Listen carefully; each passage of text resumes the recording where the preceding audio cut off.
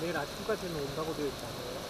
Matindi ang ragasa ng tubig sa ilog sa Gwangju, South Korea, resulta ng patuloy na buhos ng ulan.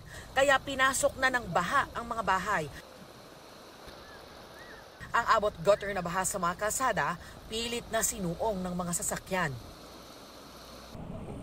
Sa Seosan City, halos hanggang bubong ng mga sasakyan ang taas ng baha. Tila nabura rin ng baha ang mga palayan at mga kalsada. Perwisyo sa mga residente ang naiwang putik sa kalsada, sa loob ng ilang bahay at sa mga kainan. Halos lamunin naman ang baha ang mga bahay at animal shed sa isang farm village sa Yesan. Kaya ang mga tanim na palay, lunod din.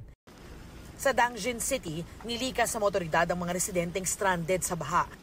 Noong Huwebes, isang puno ang bumagsak at humambalang sa gitna ng highway sa Dangjin. Agad namang nagkaroon ng clearing operation ng mga otoridad.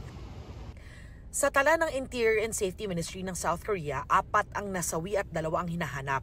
Mahigit 7,000 residente naman ang inilikas. Ayon sa Weather Agency ng South Korea, bunsod ng salubungan ng tuyong masa ng hangin sa hilaga at mamasamasang hangin sa timog. Mahigit 60 residente ang nasawi sa Punjab province sa Pakistan dahil sa monsoon rains. Halos 300 ang nasaktan ayon sa mga opisyal. Nawasak ang ilang gusali at mga daanan. Sa tala ng National Disaster Management Authority sa Pakistan, halos 160 na ang nasawi dahil sa nararanasan nilang pag-ulan mula noong June 25.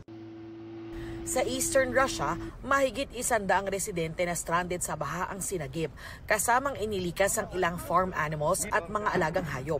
Ayon sa mga otoridad, halos 100 gusali sa 8 village sa lugar ang nadamay sa baha.